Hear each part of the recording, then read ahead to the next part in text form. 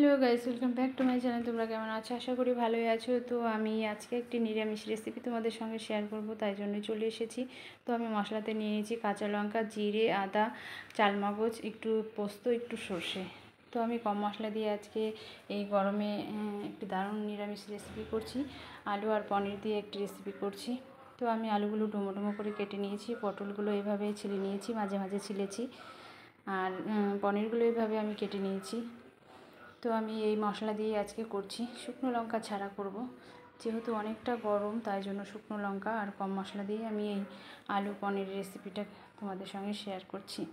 তো আমি কড়াই বসিয়ে দিয়েছি, কড়াইটা গরমও হয়ে গেছে। প্রথমে পনিরগুলো ভেজে নিচ্ছি, সাদা তেল দিয়ে কিন্তু আমি ভাজছি পনিরগুলো। একটু লবণ দিয়ে আমি পনিরটা বেশ ব্রাউন করে ভেজে নেব। তো আমি লো ফ্লেমে গ্যাসটা রেখে আস্তে আস্তে পনিরটা আমি ভেজে নিচ্ছি ভালো করে। মোটামুটি আমার হয়ে এসেছে পনিরগুলো ভাজা। কেউ কিন্তু স্কিপ করে দেখো না, পুরো ভিডিওটা দেখো আমার সঙ্গে থেকে, তোমাদের অবশ্যই ভালো লাগবে। তো আমার পনিরটা ভাজা হয়ে গেছে, আর আমি পাশের গ্যাসে বসিয়েছিলাম জল গরম। তো আমি পনিরটা ভেজে রেখেছিলাম, সেই পনিরটা আমি দেখো গরম জলের মধ্যে দিয়ে দিলাম। গরম জলের মধ্যে দিলে কি হবে, পনিরটা খুব সফট হবে, নরম হবে। তো আমি তেলটা তুলে নিয়েছি, সাদা তেলটা। তারপরে আমি দিয়ে দিলাম সর্ষের তেল। আমি সর্ষের তেল দিয়ে এই রেসিপিটা করব। তো অনেকটা পরিমাণে সর্ষের তেল দিয়ে দিলাম। তারপরে আলুগুলো ভেজে নেব। এইভাবে আলুগুলো বেশ ব্রাউন করে ভেজে নেব, একটু লবণ হলুদ দিয়ে।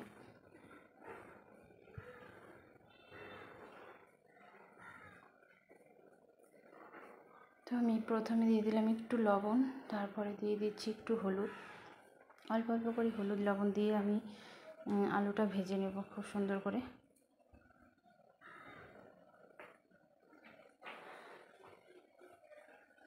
আর আমি এখানে দেখো মশলাটা শিলনোড়াতে ভেবেছি আজকে বেটে নেব। তো আমার আলুটা খুব সুন্দরভাবে ভাজা হয়ে গেছে, আমি এবার তুলে নিচ্ছি।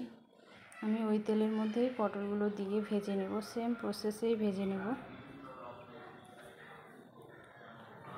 একটু লবণ হলুদ দিয়ে ভেজে নেব। পটলটা একটু লাল লাল করে না ভাজলে পটলে একটু আবার গন্ধ হয়।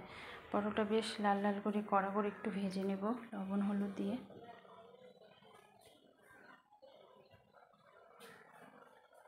তো আমার পটল ভাজা হয়ে গেছে, এবার আমি তুলে নিচ্ছি। আমি ওই তেলের মধ্যে একটু চিনি দিয়ে দিলাম। চিনিটা দিলে কি হবে, কালারটা একটু সুন্দর হবে। আর এই যে দেখো আমি এখানে ফোড়নে দিয়ে দিচ্ছি জিরে আর গোটা গরম মশলা। তারপরে আমি মশলাটা দিয়ে বেশ কিছুক্ষণ কষিয়ে নেব। বেশিক্ষণ কষাবো না, কারণ পেঁয়াজ রসুন নেই তার জন্য। আর এখানে পোস্ত আর সর্ষে আছে, ওই জন্য বেশি কষানোর দরকারও নেই। তো আমি হালকাভাবে কষিয়ে নেব একটু লবণ হলুদ দিয়ে মশলাটা। যত গরম পড়েছে, ওই জন্য শুকনো লঙ্কা ছাড়া কম মশলা দিয়ে আমি এই রেসিপিটা তোমাদের সঙ্গে শেয়ার করছি।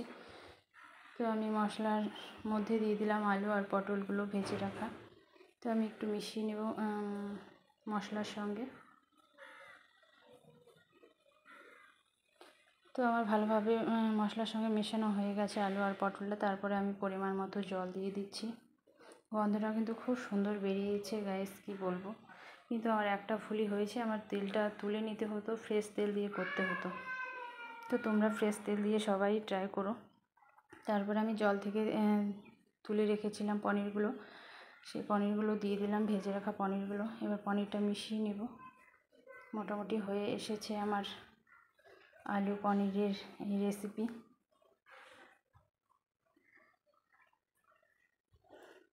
তারপরে দেখো আমি 1 চামচ ঘি দিয়ে দিলাম। গরম মশলাটা দিলাম না, গরম মশলার গুঁড়ো, কারণ আমি ফোড়নে গোটা গরম মশলা দিয়েছি, ওই জন্য আর দিলাম না। আমি একটু ঘি দিয়েই নামিয়ে নেব। রেডি হয়ে গেছে আমার। তো গাইস, কেমন লাগলো আমার এই রেসিপি অবশ্যই কমেন্টে জানিও। আর যারা নতুন দেখছো অবশ্যই চ্যানেলটিকে সাবস্ক্রাইব করে দিয়ে আমার পাশে থেকো।